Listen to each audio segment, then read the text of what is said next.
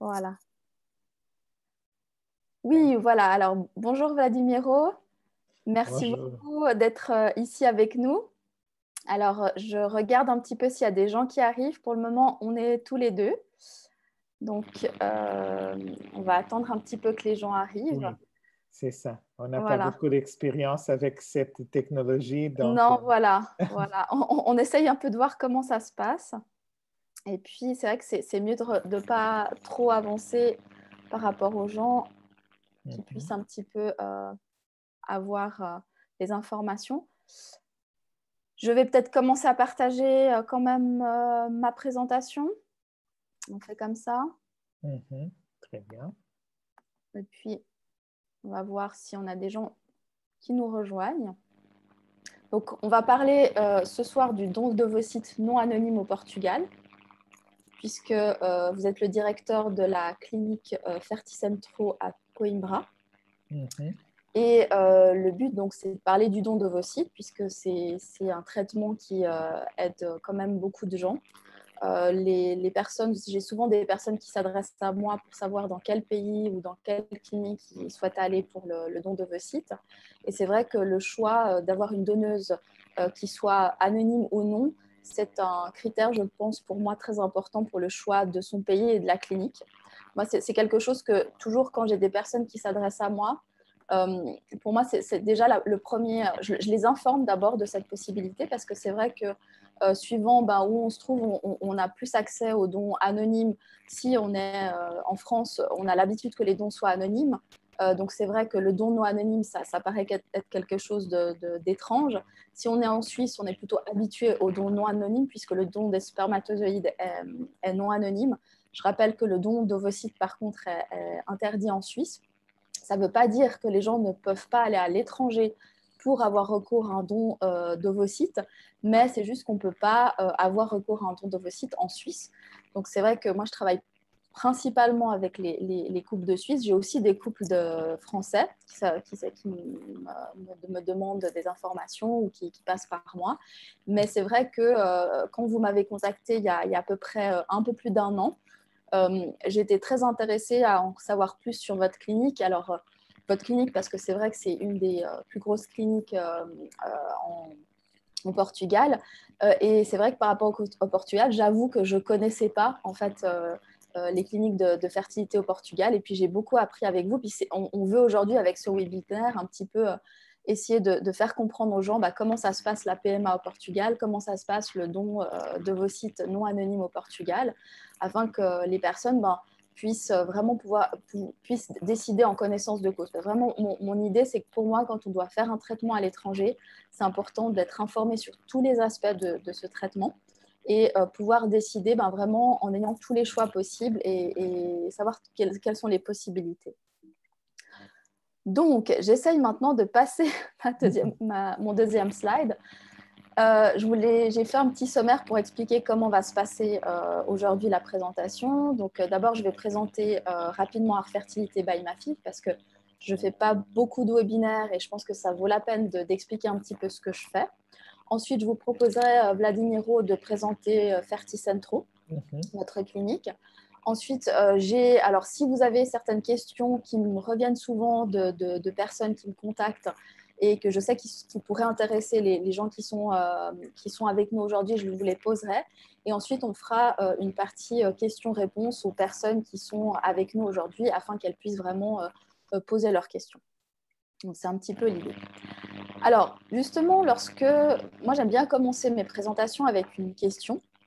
Lors d'un traitement à l'étranger, quelles sont les questions finalement qu'on se pose le plus? Quelles sont les questions des patients?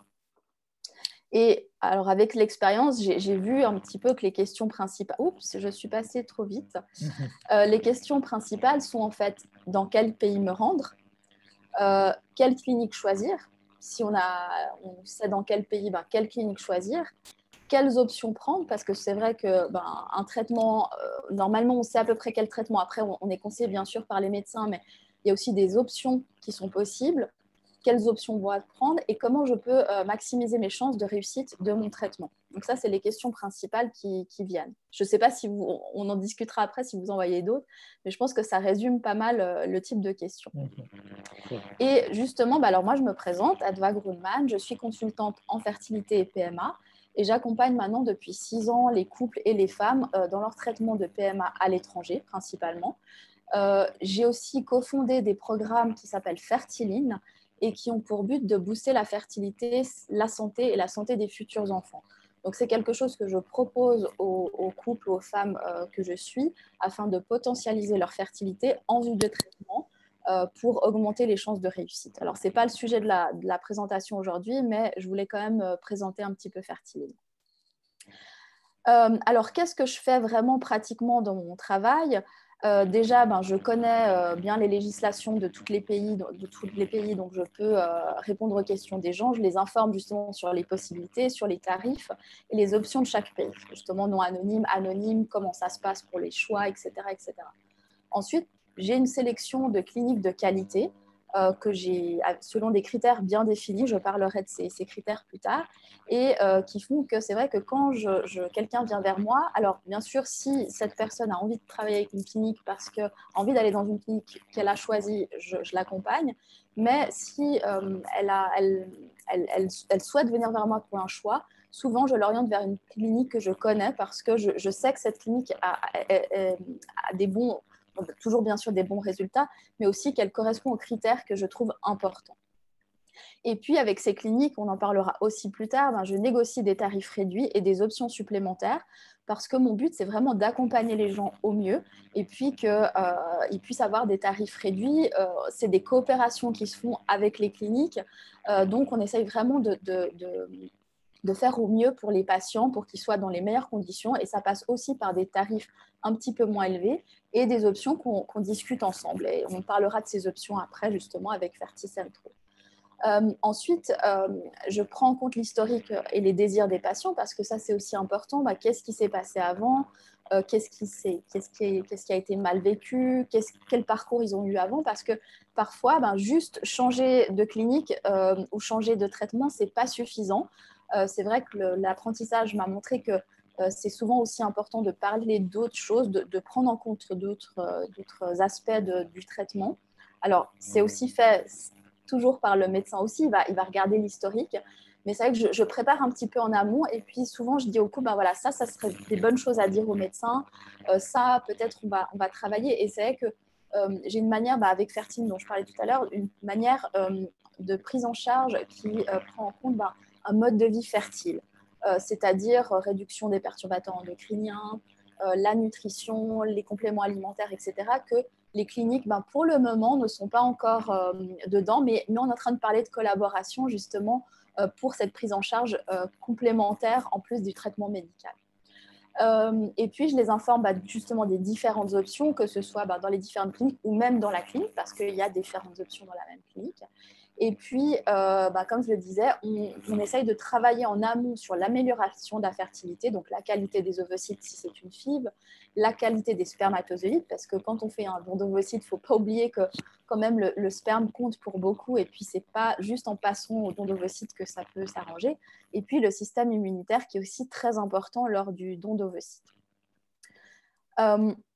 Ensuite, alors par rapport aux critères, je ne vais pas passer au travers de tous, mais vous voyez un petit peu les principales.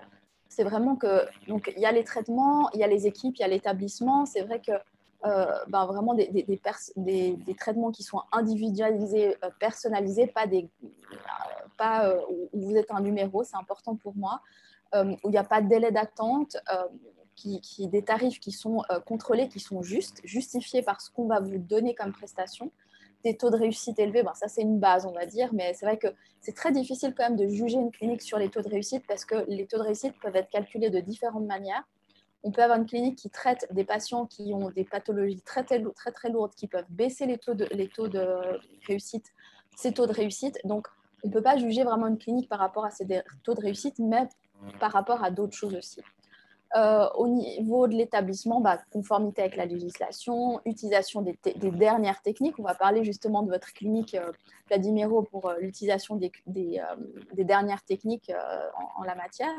La propreté, l'hygiène, ça va de soi. Un laboratoire de pointe, parce que vraiment, finalement, ce qui fait la clinique, c'est ses médecins et c'est aussi important, c'est son laboratoire. L'équipe, c'est important que la communication puisse se faire en français parce que la plupart des gens que j'accompagne ne parlent que français ou en tout cas préfèrent communiquer en français. Donc, on voit avec vous qu'il n'y a pas de souci au niveau de la langue chez Ferticentro. Le savoir-faire, l'expérience, c'est quand même une clinique qui a un savoir-faire. Une pratique quotidienne qui vraiment fait beaucoup de cas par année parce que vraiment qui a l'usage de la pratique, une pluridisciplinarité afin vraiment de pouvoir prendre en compte tous les aspects d'un patient puisqu'on est pluriel dans notre unité. Et voilà.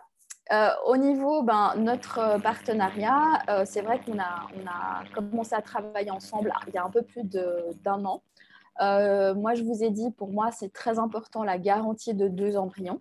Donc, c'est quelque chose qu'on a pu ensemble discuter. Et puis, je suis contente que pour Art Fertilité, en fait, toutes les personnes qui passent par Art Fertilité ont cette garantie de 2 embryons. Alors, qu'est-ce que ça veut dire? Ça veut dire que s'il n'y a qu'un embryon et que malheureusement, il y a un transfert, que le transfert n'est pas un succès parce qu'on sait que le succès n'est pas à 100%. La clinique qui dira un taux de succès à 100%, j'aimerais bien la connaître. S'il n'y a qu'un seul embryon, la clinique proposera un 2e cycle gratuit. Donc ça, c'est très important. Et puis, on a aussi discuté ensemble de tarifs, de packs finalement. On a un peu vraiment calculé des packs où on s'est dit, voilà, qu'est-ce qui sont les éléments de base pour un patient. Un time-lapse, c'est important. L'embryo-glue, vous m'avez aussi persuadé que c'était quelque chose de très important.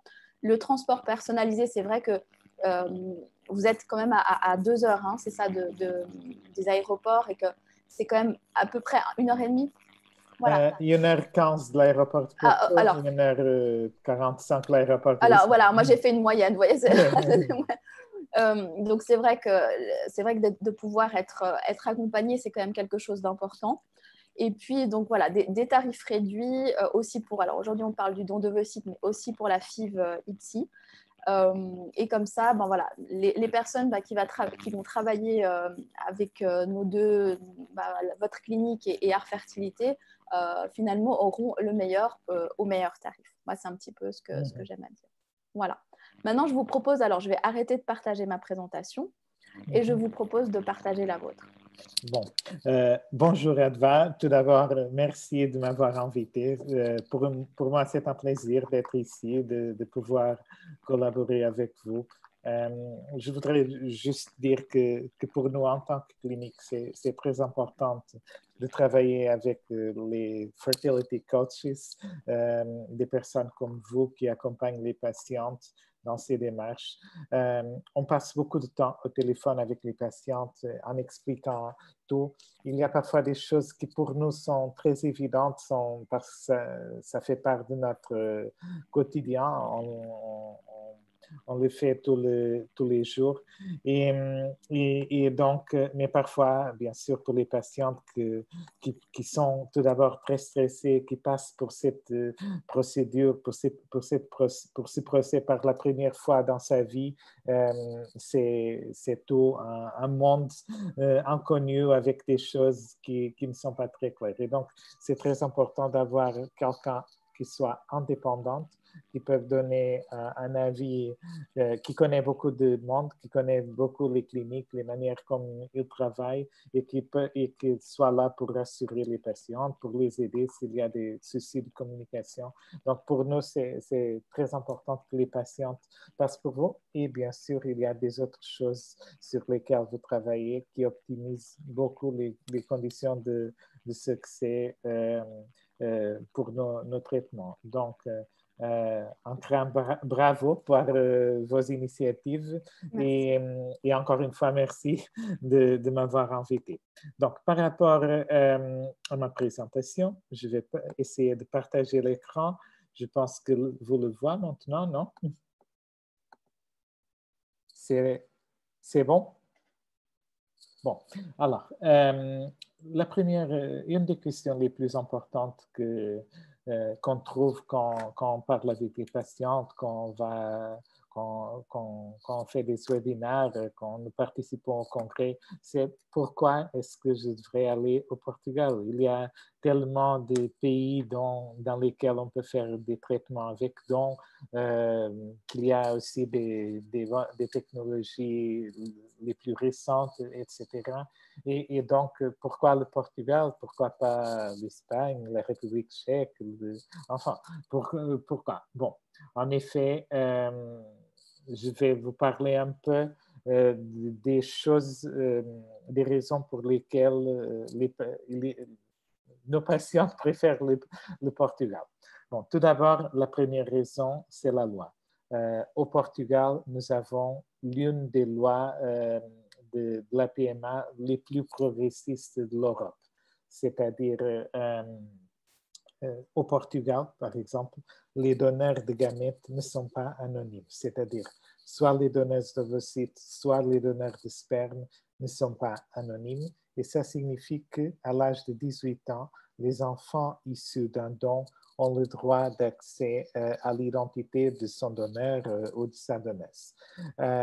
Donc, l'accès à l'identité des donneurs est une garantie de l'État portugais.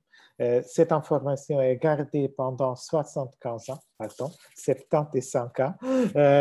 Et donc, cette information est toujours disponible, même si l'enfant arrive à l'âge de 18 ans et il n'est pas intéressé d'avoir accès à cette information. Il peut changer d'avis à l'âge de 20, 30, 40, enfin, parce que cette information restera toujours disponible. Ça pourrait être très important, par exemple, par des raisons de santé, ça pourrait être très important, par exemple, par des raisons de santé. Ça pourrait être...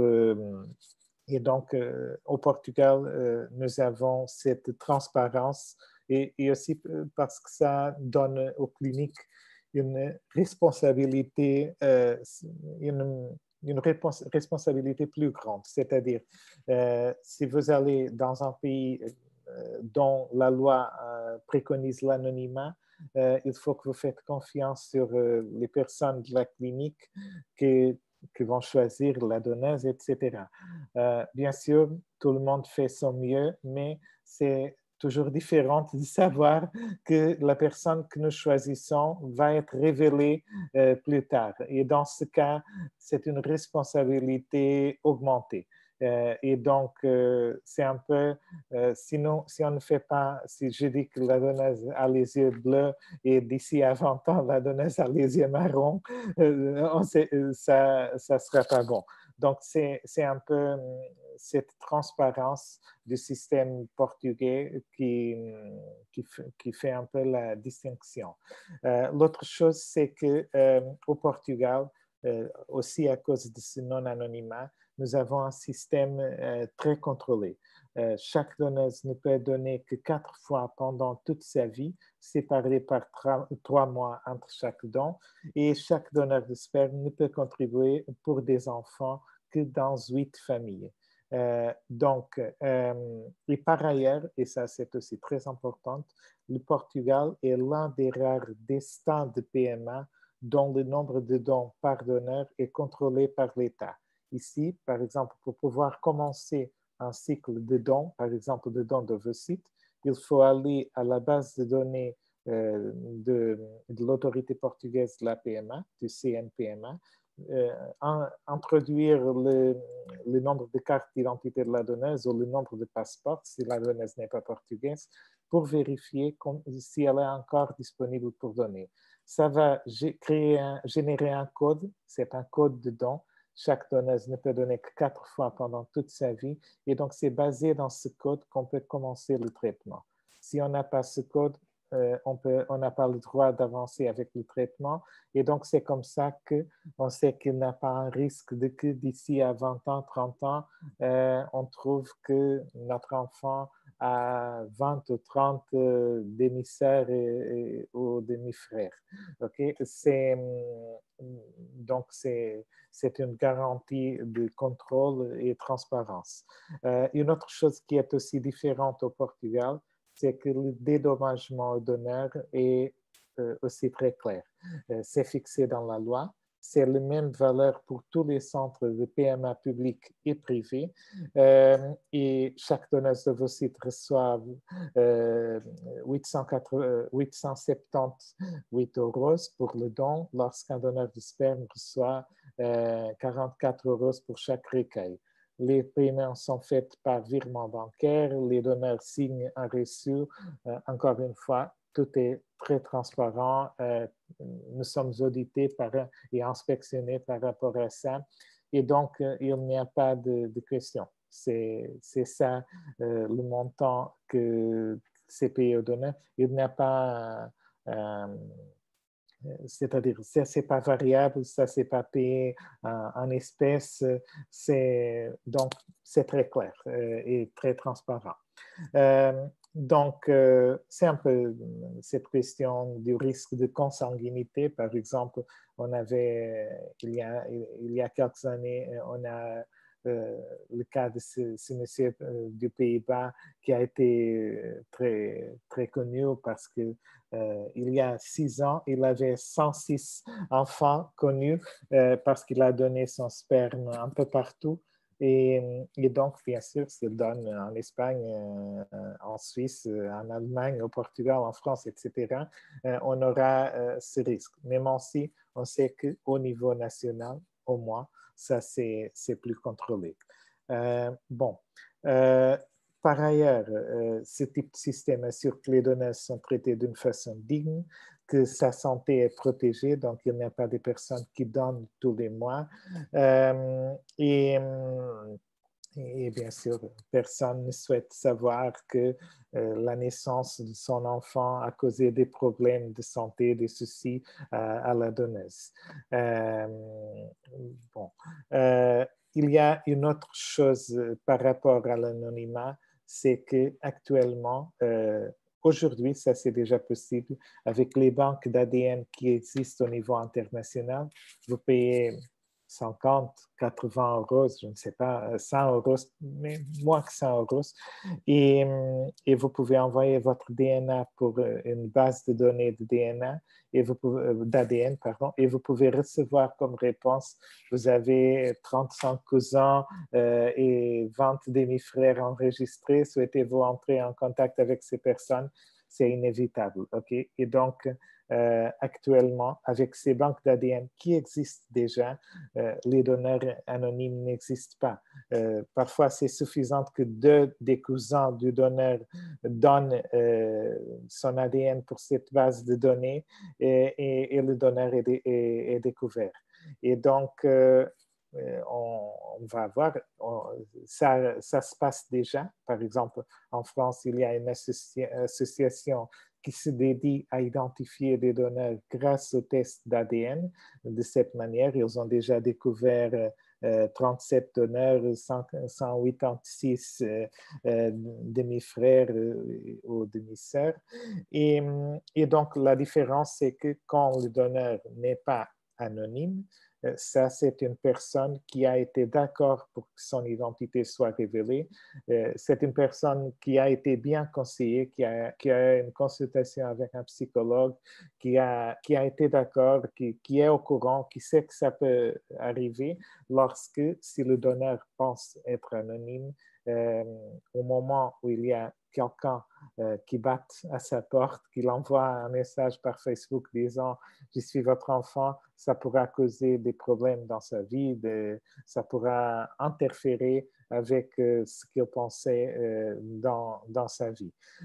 Donc, c'est un peu par cette raison qu'en effet, les dons anonymes, je pense que d'ici à 10 ans, on aura plus de dons anonymes dans nulle part. Donc, ça sera une chose du passé. On voit que la tendance au niveau international, on a déjà le Portugal, la Suisse, la France va changer sa loi, les Pays-Bas, la Belgique, la Danemark, la Suède, l'Austrie, l'Allemagne, enfin tous les pays qui commencent à avoir des lois plus progressistes, le Royaume-Uni bien sûr, l'Irlande, évoluent par le don non anonyme. Et donc, ça sera la réalité d'ici à 10 ans parce qu'il n'y a pas une autre manière de le faire.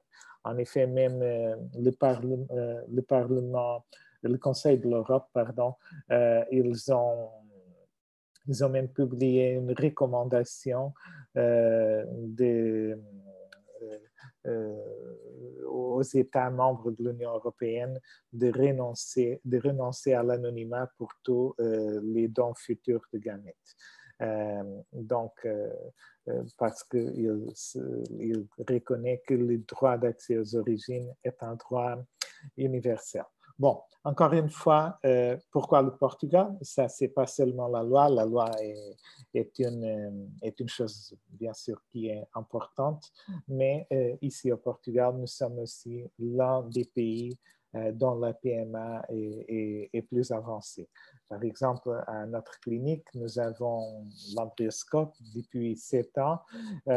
Actuellement, nous avons 2 embryoscopes. Nous avons été la première clinique au Portugal à avoir ce type de technologie.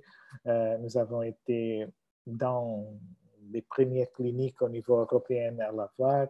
On fait aussi le DPI par séquençage de nouvelle génération. On le fait par routine quand les femmes ont 39 ans ou plus. Et donc, au niveau technologique, en fait, je dis ça toujours, actuellement, c'est un peu ce qu'Adva a dit au début de cette présentation. Actuellement, on a des cliniques de bonne qualité un peu partout. Okay? Donc, il faut sans doute vérifier quelques signes, quelques astuces pour vérifier si la clinique est de bonne qualité. Le premier signe, je dirais, c'est la disponibilité de technologie.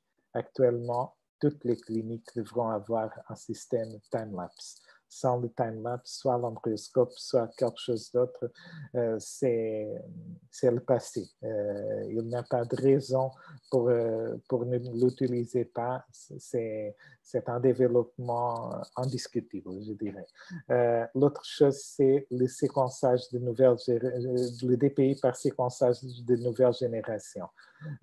Si on ne fait pas le DPI ou on ne fait pas le DPI comme ça, c'est encore une fois le passé.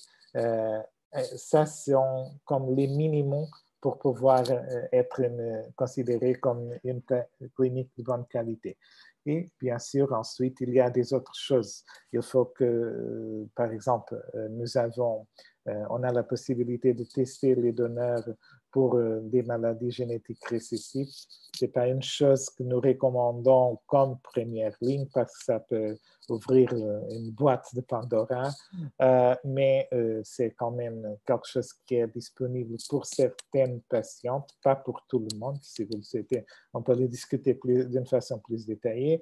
Au Portugal, on a le droit de travailler avec les donneurs non anonymes parvenus des banques de sperme internationales qui existent en Danemark, comme c'est le cas de Cryos ou European Sperm Bank. Et bien sûr, on a par routine, on fait des tests pour pour les causes d'échec de la PMA qui existent malheureusement, plus développées actuellement. Donc, on fait beaucoup de tests à la réceptivité de l'endomètre, le test ERA, le test ALICE, le test EMA, les antigènes KIR, les tests matrice lab. C'est-à-dire qu'il faut que la clinique ait la capacité de recourir à tout ce qui existe actuellement. Et actuellement, il en a beaucoup de solutions disponibles pour identifier quel est le problème du patient.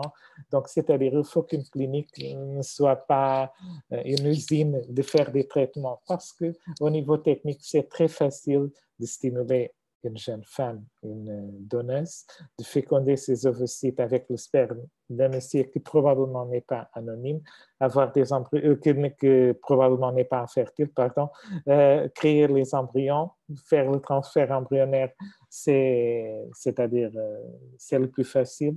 Et donc, il faut surtout vérifier tout d'abord si la clinique est capable de comprendre qu'est-ce qui n'a pas fonctionné au passé, dans le cas des patientes qui ont déjà un parcours PMA quand ils arrivent à une clinique à l'étranger, et surtout une clinique qui sait quoi chercher d'une façon organisée, bien structurée et surtout individualisée. Donc, ce n'est pas toujours la même chose pour tous les patients.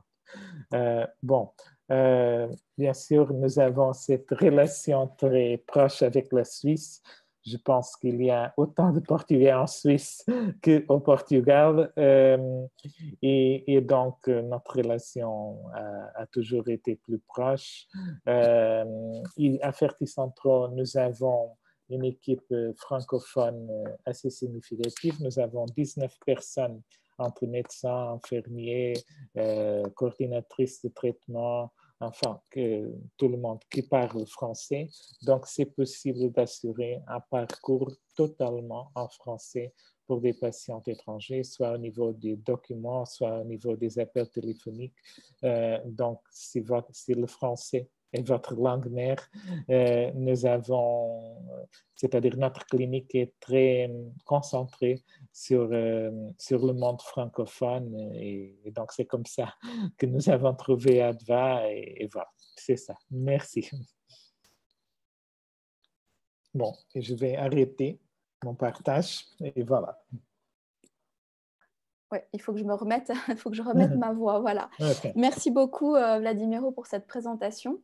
Moi, donc, je vais déjà vous poser des questions que je sais qui pourront intéresser les personnes parce que c'est des questions qui reviennent souvent et puis c'est bien d'avoir une fois que vous... Alors, je transmets toujours les réponses, mais c'est vrai que c'est bien une fois d'avoir le directeur de la clinique qui répond à ces questions. Donc, vous nous avez parlé du niveau...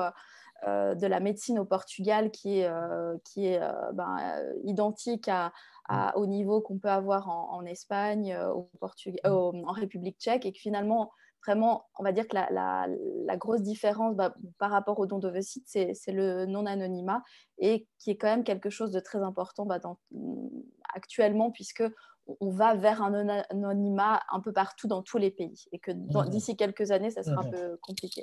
Alors, je vais vous poser une question qui est toujours, j'en ai parlé tout à l'heure, qui est toujours un peu bizarre parce que, comme je disais, un taux de succès, ça ne veut pas dire grand-chose. Mais est-ce que vous pouvez nous dire quand même quel est votre taux de succès pour un don d'ovocytes, une FIV avec don d'ovocytes?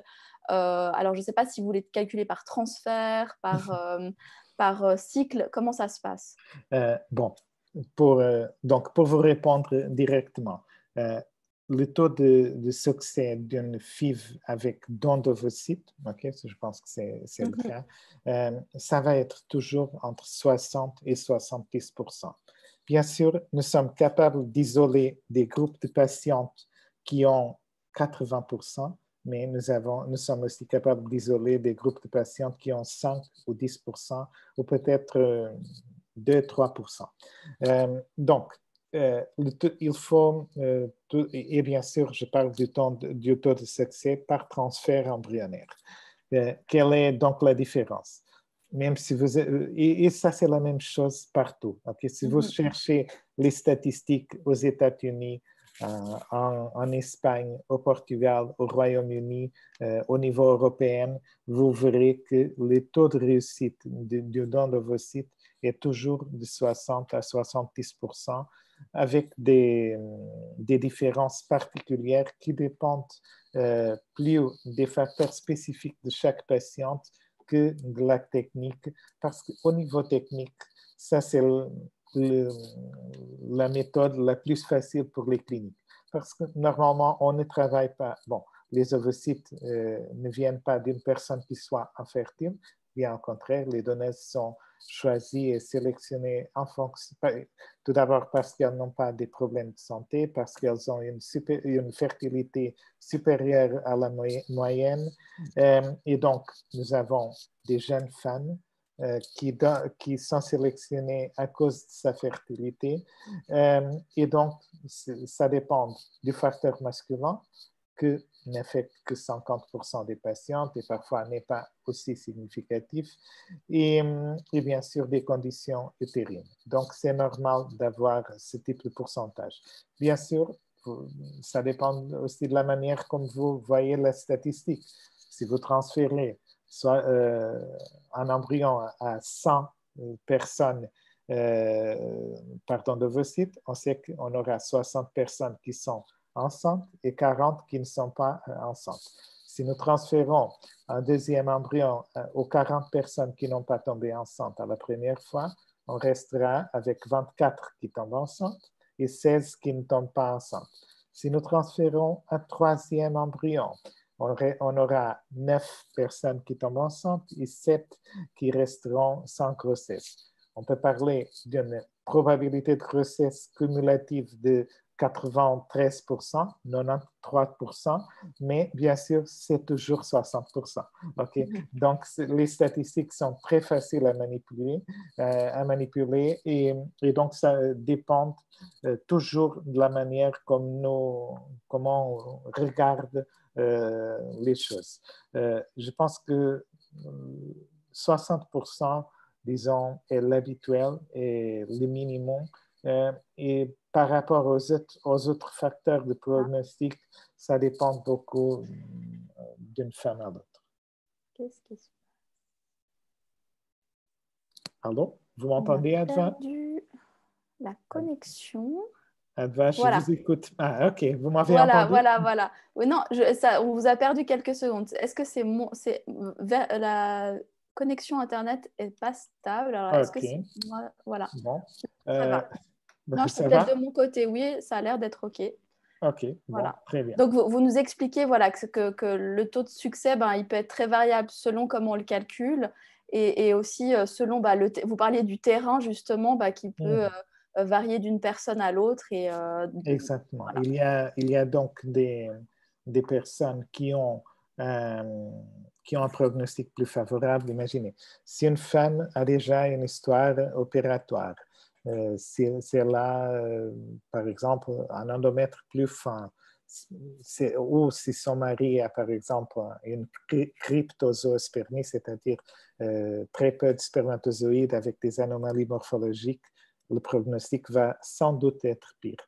Par contre, si c'est quelqu'un qui est, par exemple, 43, 44 ans, qui a un utérus normal, que la seule raison pour laquelle elle fait recours au don d'ovocytes, c'est l'âge féminin, parce que par quelque raison, elle n'a pas la possibilité d'avoir une grossesse plus tôt. En principe, ce traitement aura un pronostic fantastique, peut-être 70%. OK? Donc, par contre, si c'est quelqu'un déjà à 49 ans, qui a déjà 7, 8, 10, 20, ça a déjà arrivé, tentative échouée au passé, bien sûr, le pronostic ne va pas être aussi favorable. OK? Donc, c'est cet mélange que c'est un peu comme vous avez dit. Si nous avons des patientes à pire pronostic, nos statistiques seront pires. Si on compte seulement avec des patientes à bon pronostic, on peut présenter facilement 70, peut-être 80% de taux de réussite. Au niveau de la sélection des donneuses, justement, alors vous parliez que la sélection est faite pour qu'elles soient fertiles, etc. Comment ça se passe? Est-ce que c'est différent au Portugal qu'en Espagne? Comment ça se passe en fait?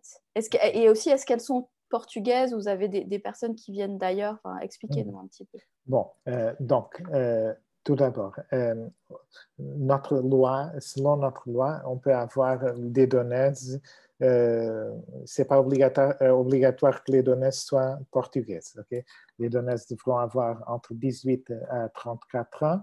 Elles sont testées. Le type de test que nous faisons au Portugal, c'est à peu près la même chose qu'en Espagne. Nous travaillons même avec les mêmes laboratoires.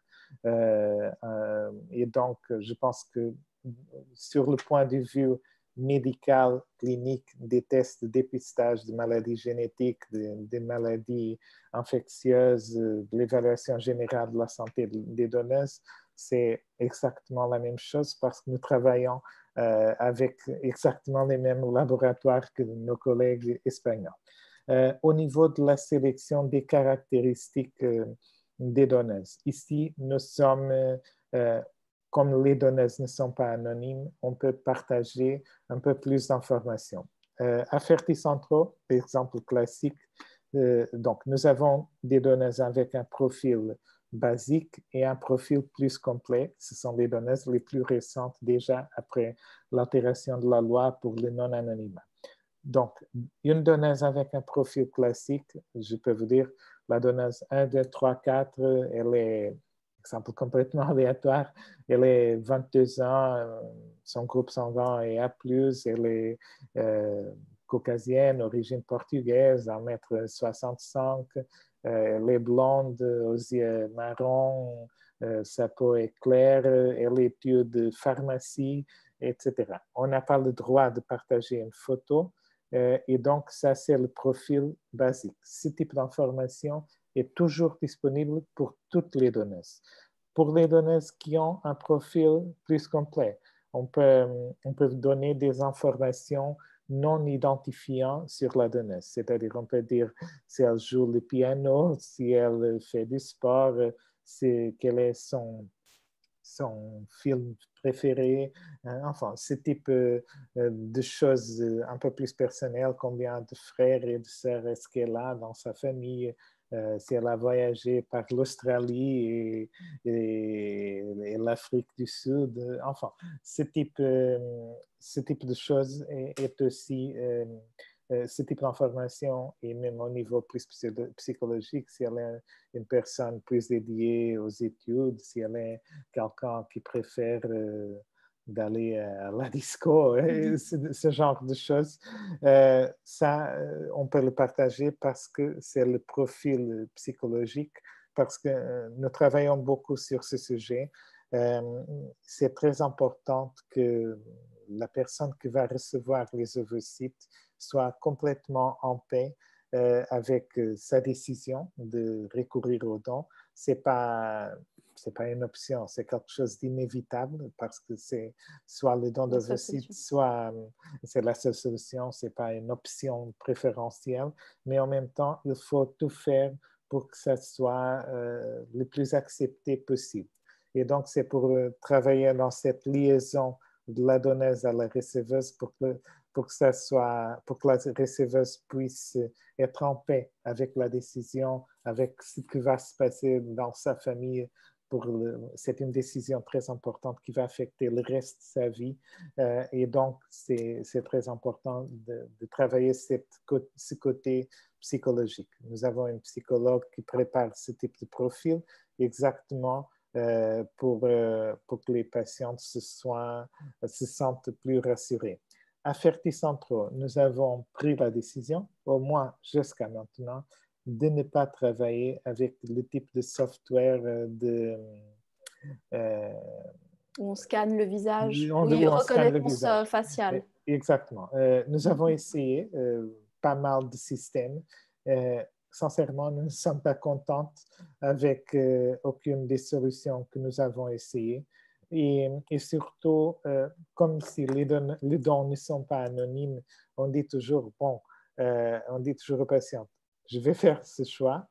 C'est vrai que vous passerez 18 ans sans avoir la réponse, mais d'ici à 18 ans, vous aurez la preuve. Okay? Donc, une clinique ne peut pas tromper les patientes. C'est quelque chose que si on dit, ce que je disais au début, si la donneuse a les yeux bleus, la donneuse, il faut qu'elle ait les yeux bleus exactement d'ici à 18 ans. Donc, c'est un peu ce type de choses. Et donc, c'est par cette raison que peut-être qu'on le change, okay? On continue à essayer des choses, des nouvelles technologies qui arrivent. Jusqu'à présent, nous n'avons pas trouvé une solution parce que ça c'est parfois même gratuit et nous n'avons pas trouvé une solution qui nous plaît. peut-être que ça change pour l'instant, ne l'utilise pas. D'accord. Et dites-moi concrètement, parce que je pense que tout le monde se pose cette question, comment ça se passe le choix d'une donneuse? C'est-à-dire, qui choisissez-vous? Qui choisissez? Il y a une personne qui est en charge du choix? Est-ce qu'on peut donner une photo? Enfin, comment ça se passe? Alors, moi, j'ai eu la chance de participer au choix avec, dans une autre clinique, mais c'est vrai que chez vous, comment ça se passe pratiquement en fait? Bon, nous envoyons un formulaire à la patiente. Si c'est une femme seule, elle va remplir ses caractéristiques physiques. Elle peut ajouter quelque chose qu'elle cherche dans la donneuse. Bien sûr, parfois, on a des demandes un peu bizarres. Il y a des personnes, par exemple, un exemple très spécifique. Hier matin, une patiente m'a demandé une donneuse du sud du Portugal. Okay. Ce ne sont pas des critères, mais on va essayer de leur donner cette possibilité. Donc, mais c'est le type de choses. Donc, les patients peuvent demander n'importe quoi. Okay. Il y a des patients qui demandent que la donneuse soit quelqu'un qui étudie littérature ou quelqu'un qui étudie des sciences de la vie ou de l'ingénierie, etc. Donc, nous sommes ouverts. Il y a des choses qu'on ne peut pas assurer. Il y a des choses qui n'ont aucun sens. Okay? Et dans ce cas, il faut aussi être clair. Et donc, basé dans les caractéristiques physiques, nous demandons, bien sûr, dans le formulaire, il y a un espace pour que les personnes nous envoient des photos. Nous demandons aussi aux patients de nous envoyer des photos pour qu'on puisse faire une évaluation plus directe. Et donc, basé dans ces photos, nous avons une coordinatrice du programme de dons, c'est l'infirmière Rita Mathias, qui travaille ensemble avec autres infirmières qui connaissent personnellement les donneuses. Nous avons notre base de données. Actuellement, nous avons plus de 2000 donneuses enregistrées. Donc, elles ne sont pas tous disponibles tous les jours. La disponibilité des donneuses est limitée à cause de l'intervalle de 3 mois entre chaque don et du limite de 4 dons pendant toute sa vie. Mais donc, c'est en fonction de ça. Nous avons aussi une banque d'ovocytes à partir de laquelle nous envoyons des ovocytes pour beaucoup d'autres cliniques. Et donc, c'est en fonction de cette disponibilité de donneuses qu'on va présenter une proposition. Bien sûr, la patiente ou les patients ont le droit de refuser. Okay? Ils peuvent dire non, mais je préfère quelqu'un plus grande, plus petite, plus mince, qui a plus d'études. Tout est possible. Okay? Et donc, nous n'avançons qu'après avoir l'accord de la receveuse ou du couple receveur par rapport à la donneuse. C'est une décision importante. Il faut que la donneuse que la receveuse, pardon, soit d'accord et qui participe dans ce choix. Et donc, ça, c'est le premier pas de ce procès. C'est être sûr que la receveuse est complètement confortable avec notre proposition de donneuse. Et donc, c'est à partir du moment où le sujet donneuse est traité que le traitement avance. D'accord. Donc, et puis l'enfant, lorsqu'il il aura sa majorité, à quelle information il aura le droit? Donc, il aura le droit aux informations, donc avoir le nom de la donneuse, il pourrait la retrouver, il pourrait prendre contact avec elle, en fait? Bon, la loi portugaise a été changée à l'année 2018. Elle a été publiée au mois d'août 2019. Et donc, il faut attendre jusqu'à 2036 pour avoir les premiers cas d'enlèvement de l'identité des donneurs ou donneuses. Ce qui est inscrit dans la loi, c'est l'accès au nom, à l'identité civile de la donneuse. Et l'identité civile au Portugal, c'est le nom. Okay? Au Portugal, nous avons, je vous donne mon exemple personnel, je m'appelle Vladimir Jorge da Cruz Rodrigues da Silva. Ok? C'est-à-dire, il n'y a aucune autre personne avec le même nom que moi. Donc, ici, le nom est quelque chose de très identifiant. Bien sûr, je ne sais pas quelle sera, c'est l'autorité portugaise de la PMA qui donne l'accès à l'identité des donneurs. Et donc, on ne sait pas exactement comment ça va être fait une fois qu'il faut encore attendre 16 ans pour que ce moment arrive. Il y a une autre chose que j'ai oublié de vous dire. Nous avons aussi le droit de travailler avec des banques d'ovocytes à l'étranger. Il y a actuellement seulement une banque d'ovocytes avec laquelle nous travaillons, c'est Ovogen Bank. Dans ce cas, l'identité de la donneuse sera révélée par la banque d'ovocytes d'origine ou, par exemple, dans le cas du don de sperme, par les banques de sperme danoises selon la loi danoise. C'est la loi danoise qui s'applique, ce n'est pas la loi portugaise pour avoir accès à l'identité du donneur. D'accord, oui.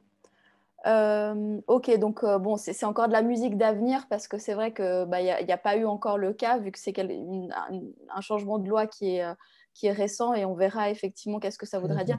Mais potentiellement, l'enfant, justement dans le cadre du fait que maintenant on peut avoir accès à toutes les analyses ADN, pourra vraiment retrouver finalement la personne qui aura donné ses ovocytes. Moi, je travaille beaucoup avec les personnes en leur expliquant que finalement, l'ovocyte, c'est vrai que c'est une base génétique, mais lors d'un don d'ovocyte, il y a quand même toute l'épigénétique qui est présente et que finalement, qu'est-ce qui fait l'enfant? C'est finalement l'épigénétique, c'est l'action ou pas des gènes que la mère qui va porter l'enfant et qui va ensuite le cajoler, le soigner, l'allaiter, etc., en fait, il y aura l'expression de ces gènes et l'enfant, finalement, c'est son enfant. Oui, et en fait, Adva, c'est très important de dire aux patientes ça. Si, bien sûr, ça c'est impossible, mais si c'était possible de faire le transfert du même embryon pour l'utérus de deux femmes différentes, l'enfant qui serait né ne serait pas le même. Okay? Donc, il y a un dialogue entre les gènes, la génétique de la mère et la génétique de l'enfant. Et donc, c'est la mère qui dit à l'enfant quelle est la vitesse de son développement, quels sont les moments où il se devra développer ou pas, parce qu'il y a un dialogue d'activation et inactivation des gènes de la mère par l'enfant et le contraire aussi.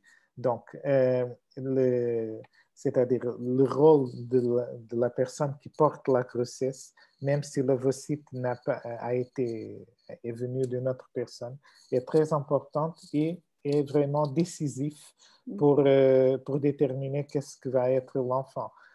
En effet, cette question de l'identité de la donneuse, etc., à mon avis, sur le plan biologique, ça n'a pas beaucoup d'intérêt.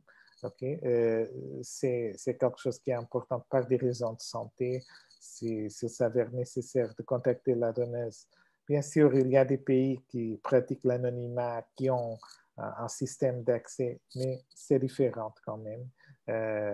Avec le non-anonymat, c'est plus facile de trouver une donneuse en cas de besoin.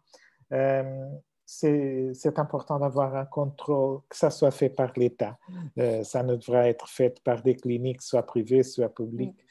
C'est quelque chose qui devra être complètement transversal, indépendant des cliniques. Et donc, et surtout, bien sûr, il y a cette curiosité. Il y a des études qui disent, bon, les enfants qui sont nés d'après un donneur anonyme ont toujours ce crainte de trouver son origine génétique. C'est un peu par cette raison que même des personnes qui ne sont pas nées d'un don envoient son ADN pour des banques d'ADN pour savoir s'ils descendent des peuples du nord d'Europe ou des Africains ou des deux en même temps. Donc, c'est un peu ça.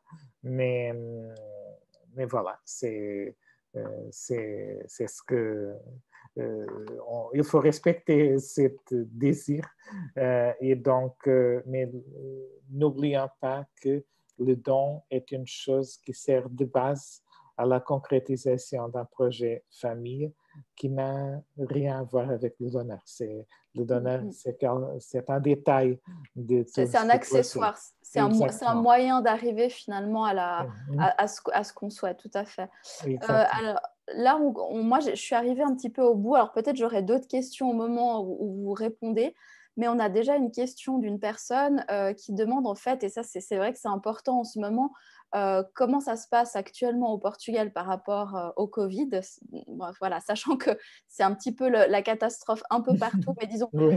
Je sais qu'au premier confinement, c'est-à-dire au mois de mars, avril, vous étiez relativement bien. Bon, maintenant, tout le monde va un peu mal, mais comment ça se passe exactement? Et aussi, est-ce que c'est possible pour une Française de venir maintenant faire un double don dans votre clinique actuellement? Bon, première partie de la question, la situation actuelle du Covid. Tous les jours, on a des maximums historiques, ok? Donc, comme partout, hein? Comme partout. Nous sommes en Europe, c'est un peu ce qui se passe en Europe. Nous avons un confinement en place qui est un confinement un peu particulier et très différent du confinement que nous avons au mois de mars et d'avril. Même au mois de mars et avril, les cliniques PMA n'ont pas fermé. Et donc, actuellement, je ne pense pas qu'elles fermeront. Ici, il y a beaucoup de restrictions pour certaines activités qui ne nous affectent pas directement. C'est-à-dire que ce sont des horaires des restaurants, le nombre de personnes qui peuvent être ensemble, etc. Bien sûr, à la clinique, les voyages sont autorisés.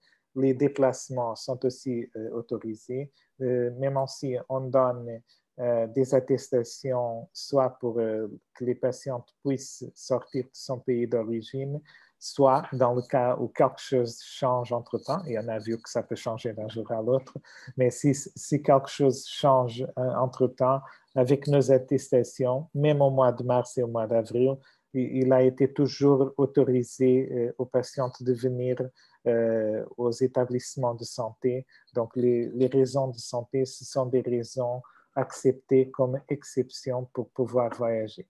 Bien sûr, à la clinique, on a un plan de contingence avec vraiment beaucoup de mesures pour contrôler la pandémie et donc il n'y a pas de problème. Nous avons actuellement dizaines de patientes, soit français, soit d'autres nationalités. On a des Hollandais, des Allemands sur place qui sont actuellement ici, qui sont venus hier, avant-hier, etc., pendant toute la semaine et qui n'ont pas de problème. Bien sûr, il faut respecter toutes les autorisations, toutes les indications des autorités. Pour répondre ici à Muriel, oui, on peut faire le traitement avec un double don et non, Coimbra n'est pas dans une zone confinée, au moins pour l'instant, mais bien sûr, ça peut changer d'un jour à l'autre. Pour l'instant, non. En effet, Coimbra n'est pas entre les départements avec plus de cas, mais sincèrement, ça ne signifie rien. Je pense que les personnes devront avoir exactement le même type de précautions et parce que même si nous étions dans un des départements, moi j'habite dans une région qui est en confinement et donc c'est un peu ça. Il faut faire attention à ce que les autorités recommandent, avoir des attestations au cas où et voilà. Alors, je crois qu'on est arrivé au bout des questions. On n'en a pas d'autres. Est-ce que vous... Oui, il y a une autre question vous le voyez? de Muriel qui demande comment ça se passe pour les dons dans cette période. Il n'y a aucun souci. Nous continuons à avoir les donneuses tous les jours. Okay? Il n'y a aucune interruption des dons. et les donneuses restent disponibles. Notre activité est complètement normale avec les dons. Ouais. Nous avons mis Ouais. ça en pause, désolé, pendant les mois de mars, avril, etc. On avait quand même quelques donneurs, mais le nombre de donneuses a diminué pendant le confinement du mois de mars, avril, etc. Mais actuellement, nous sommes dans un rythme complètement normal, la même chose qu'avant le confinement. Alors, c'est vrai que pendant le premier confinement, il y avait aussi une indication de l'ECHRE quand même de stopper les transferts parce qu'on ne savait pas trop comment réagir avec le Covid et la grossesse et le transfert, enfin les risques. Maintenant, bon, il y a eu certaines études, mais il n'y a rien de flagrant qui montre qu'on peut pas continuer à faire. Et même, je crois qu'il y a même une indication à continuer la PMA parce que finalement, il faut qu'on apprenne à vivre avec cette problématique et on peut pas tout stopper. Et les personnes qui peuvent avoir des enfants, naturellement, n'arrêtent pas d'avoir des enfants, donc on ne peut pas stopper. Oui, c'est ça. C'est ce que nous avons fait au début. On a avancé juste avec des cas qui étaient plus urgents, dans lesquels on ne pourrait pas attendre, et les autres, nous avons décalé pour avoir plus d'informations. Je me souviens qu'au mois d'avril, nous avons fait 6 transferts embryonnaires. Parfois, on fait dans un seul jour, on fait 8 ou 9. Okay? Donc, c'était seulement pour des cas plus urgents. Actuellement, non. C'est comme vous dites.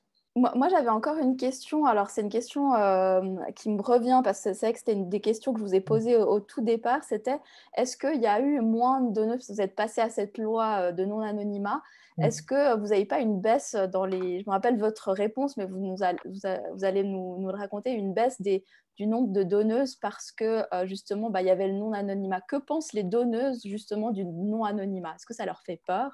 C'est intéressant, je trouve. Bon, en effet, nous avons vécu une situation totalement surprenante parce que quand la loi est sortie, tout le monde avait peur que ça serait la fin des dons, des donations, parce que au Royaume-Uni, ils ont exactement le même problème. En Suède, il y a 20 ans, 1994, sauf erreur, quand la loi du non-anonymat a été publiée. Bon, je ne suis pas sûr, mais je pense que c'était à la fin des années 90 en Suède que ça a changé. Le nombre de donneurs a baissé dramatiquement. Et donc, ici, on avait peur que ça serait la même chose. Cependant, peut-être parce que ce sujet a été très discuté dans les réseaux sociaux, parce que l'État portugais a aussi fait des campagnes, des associations de patientes, la Société portugaise de médecine de la reproduction et les cliniques PMA. Tout le monde a fait beaucoup de campagnes d'information. Et en fait, on a eu un effet paradoxal, disons. On a les dons, nous avons arrivé à des maximums historiques. On n'avait jamais tellement de donneurs et donneuses. Même pour les patientes qui avaient donné au passé, 97%, 97% des patientes ont accepté de donner, de sortir de l'anonymat. Des donneuses ont accepté de sortir de l'anonymat. Et pour les donneurs de sperme, 70% ont accepté de sortir de l'anonymat. Et donc, et à partir du 24 avril 2018, tous les nouveaux donneurs et donneuses sont bien non anonymes. Et donc, c'était une belle surprise, okay? Parce qu'ici au Portugal, le fait d'être donneur ou donneuse, c'est quelque chose de très bien vu. Okay? Vous êtes fier d'être donneuse, d'être donneur. C'est quelque chose que vous pouvez dire, c'est pas une chose que vous cachez, c'est pas une chose qui se passe avec l'argent derrière voyez ce que je veux dire? C'est quelque chose complètement ouvert. Je vous donne un exemple. Ici, à Coimbra, nous avons des fêtes universitaires qui s'appellent Queima das Fitas. C'est une fête dans une semaine dans laquelle des étudiants de l'université ont des concerts, des fêtes énormes. Et donc, par exemple, à l'année 2019, on a déjà après la fin de l'anonymat, nous avons une petite vin très décorée pour divulguer, pour partager des informations concernant le don, dans lesquelles on avait 2-3 personnes qui donnent des brochures, qui parlaient avec des étudiants, etc. Vous n'imaginez pas combien nous avons centaines de personnes qui prennent des photos à notre côté et qui ont pris des brochures et après les fêtes, le nombre de donneurs et donneuses a exploité. Okay? Nous avons même centaines et centaines de candidats aux dons. Bien sûr, on a fait des examens. Il y a une sélection, oui. Exactement. Parce que c'est une chose que culturellement est très bien acceptée. Okay? C'est pas... c'est une énorme surprise et donc je vous avoue que j'étais contre le non-anonymat. Okay? Donc, j'ai écrit des choses, j'ai fait des présentations publiques contre cette altération parce que je pensais qu'on allait perdre tous les donneurs. Et donc, je disais, bon, l'anonymat, c'est mauvais, mais c'est mieux que n'avoir pas de donneurs. Maintenant, je dis, c'est possible avec une bonne information, avec des campagnes pédagogiques, avec une bonne intervention auprès des donneurs, c'est possible d'avoir des donneurs. Nous n'avons aucun doute. Et donc, c'est complètement préférable que protéger soit les droits des donneurs, soit les droits des familles et surtout des enfants avec un système transparent de non-anonymat que faire les choses comme on le faisait, comme nous l'avons fait jusqu'à l'année 2018, dans lequel tout était anonyme avec un bon contrôle sur la situation. J'ai encore une dernière question au niveau du type de donneuse. Est-ce que vous avez tous les phénotypes? C'est-à-dire, est-ce que vous avez... Alors souvent, moi j'ai des demandes pour des donneuses asiatiques, des donneuses de couleur typée africaine, ou alors carrément l'opposé. On me dit, bah voilà, moi je suis blonde aux yeux bleus, est-ce que je dois aller en République tchèque? Parce que c'est vrai qu'en Espagne, c'est plus quand même le type méditerranéen. Donc la question c'est, est-ce que vous avez tout type de donneuse ou bah voilà, vous avez quel phénotype vous avez? Bon, tout d'abord, pour les donneuses d'origine africaine, nous n'avons pas de difficultés. On a beaucoup de demandes d'origine africaine. Le Portugal a été le premier pays de la globalisation, donc on a une communauté d'origine africaine de plus de 500 ans ici au Portugal. Donc, on n'a vraiment pas de problème. Jusqu'à présent, nous avons un nombre de donneuses de type nord-européenne, si vous le voulez, c'est-à-dire avec des yeux clairs et de grande taille, qui a été suffisante pour notre demande. C'est vrai que quand nous avons, par exemple, après la fin du confinement, nous avons suspendu les dons pendant des mois et tout le monde a voulu venir en même temps. Nous avons été capables de répondre à toutes les sollicitations, mais ce n'était pas facile. Okay? Nous sommes allés un peu aux limites. Au mois de février, je vous dirais qu'on n'avait aucune difficulté. Maintenant, je vous dis, il faut récupérer parce qu'on a passé mars, avril, mai, juin, et c'est au mois de juillet qu'on a repris l'activité normale en termes de nombre de dons. Okay? Et donc, Actuellement, nous sommes dans un rythme complètement normal, mais nous avons une demande sans précédent. Voilà, il y a eu une demande énorme pendant l'été parce que les gens voulaient vite faire un traitement, tout à fait. Oui, et ça continue. Okay? Donc, nous avons même,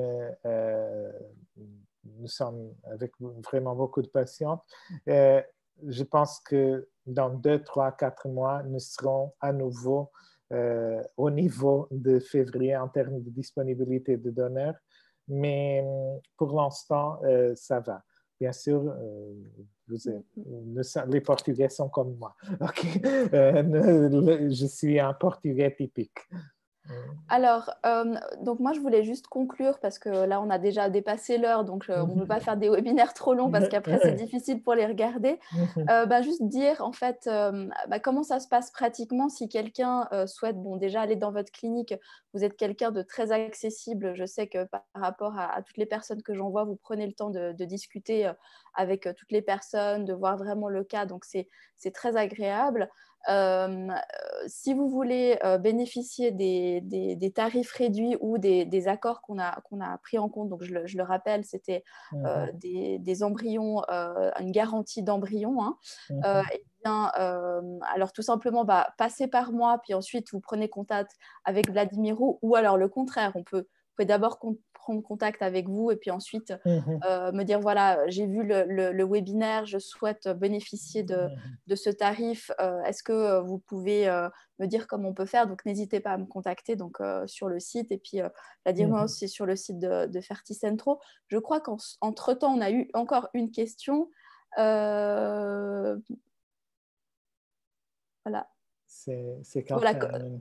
Voilà, si je signe aujourd'hui, quand est-il possible de venir pour un transfert? C'est-à-dire, en fait, alors, il n'y a pas de temps d'attente, on est d'accord, mais comment ça se passe si on décide aujourd'hui de faire un traitement chez vous? Pratiquement, il y a quand même des étapes qu'il faut suivre, donc on ne peut pas avoir un transfert demain, hein, mais c'est important de suivre des trucs, mais c'est assez rapide. Alors, quel est le délai, en fait, et comment ça se passe? OK. Donc, pour répondre à ce que vous disiez au début, si vous souhaitez avancer avec quel type de traitement, vous pouvez soit contacter ADVA et ADVA va vous aider avec l'organisation de votre dossier médical, la préparation, aussi au niveau de votre équilibre. Le terrain. Exactement. Le fameux terrain dont on parlait. Exactement. ADVA pourra vous préparer avec ça et elle nous mettra en contact dans un deuxième moment ou si vous prenez contact avec nous, on fera la même chose un peu au même temps que ADVA. Dans le cas de la question de cette personne, normalement, si nous avons des examens, on peut envoyer une liste d'examens à faire, ça dépend un peu du type de traitement. Si c'est un don d'ovocytes ou un don d'embryon, le type d'examen seront moins exigeants, la quantité d'examen soit moins exigeante que pour une tentative avec vos propres ovocytes. Mais en principe, si vous avez, admettons que vous avez déjà les résultats de tous les examens nécessaires pour avancer, il faut attendre les règles. Si vous n'avez pas de règles, on peut commencer tout de suite. Pour la préparation de l'utérus, normalement, on a besoin de 3 semaines, c'est-à-dire on attend les règles et ensuite, 3 semaines plus tard, nous sommes prêts à faire le transfert embryonnaire. S'il ne faut pas attendre les règles parce que vous prenez la pilule ou parce que vous êtes ménopausé, on peut commencer tout de suite et d'ici à 3 semaines, on sera préparé pour faire le transfert embryonnaire. Bien sûr, il faut, si vous êtes, par exemple, en Suisse, il faut que vous trouviez un gynécologue qui soit disponible pour vous aider avec les échographies, etc. Donc, voilà, c'est On va dire, alors d'expérience, je vois qu'on arrive à faire un traitement à peu près en un mois et demi, 2 mois, c'est-à-dire le temps d'avoir les résultats, le temps de caler vous êtes d'accord, le temps de caler le cycle, la donneuse, etc. En un mois et demi, 2 mois, c'est vraiment un mois et demi, je vais dire, c'est le minimum. 2 mois, c'est, voilà, on va dire 2 mois, c'est vraiment le temps qu'il faut pour un traitement d'ovocytes. Après, pour une FIV, bah, ça dépend aussi quel moment du cycle. Et puis, ça dépend aussi si on a les résultats, enfin, si on a toutes les informations. Alors, je vois qu'il y a des gens qui nous ont rejoints un peu plus tard. On a enregistré tout le webinaire. Et je pense qu'il y a peut-être, on l'a fait aussi un petit peu tôt. Alors moi, je me suis dit, les gens sont peut-être en confinement, mais finalement, je sais qu'il y a beaucoup de gens qui sont quand même allés travailler. Enfin, les activités, en fait, finalement, le travail continue. Donc, on va aussi mettre accessible ce webinaire sur Facebook, sur YouTube, etc. Comme ça, vous pourrez revisionner et avoir toutes les informations qui sont très intéressantes. Oui, et vous pouvez aussi prendre contact soit avec Adva, soit avec nous si vous avez des questions plus spécifiques. Voilà, n'hésitez pas, nous sommes ici disponibles et on va partager la vidéo dans tous nos réseaux sociaux. Et bon, c'est ça. Voilà. Et puis, on essaiera de refaire des webinaires parce que c'est très sympathique, je trouve. Voilà. Bon, peut-être sur des thématiques, si les gens veulent oui. avoir une thématique spéciale, on pourra prendre en compte une thématique, peut-être pourquoi pas sur l'épigénétique et la transmission.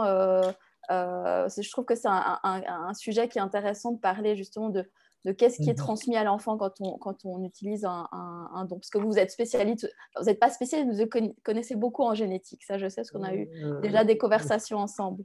Oui, c'est vrai. Bon, c'est vrai que je ne suis pas spécialiste. Voilà. Non, mais c'est vrai qu'il y a beaucoup de choses. Il y a même déjà été prouvé qu'il y a des petites quantités d'ADN qui n'ont pas c'est pas un ADN fonctionnel. C'est pas l'ADN, des acides nucléiques qui sont transmis de la réceveuse, de la mère qui porte la grossesse à l'enfant. Donc, il y a du matériel génétique de la mère qui est incorporé, des petites quantités, bien sûr, par l'enfant. Donc, ça existe déjà. Donc, voilà. Moi, je pense qu'on en reparlera, on fera un sujet là-dessus. Je pense que ça peut être intéressant pour tout le monde. Okay. Alors, voilà, Vladimiro, merci encore pour tout, pour la présentation et pour avoir répondu à mes questions. Et puis, merci aux personnes qui étaient là et puis merci aux personnes qui vont nous écouter ensuite. Voilà. Bon, merci aussi, Adva. C'était un plaisir. Pour moi aussi. Au revoir. Au revoir. Au revoir.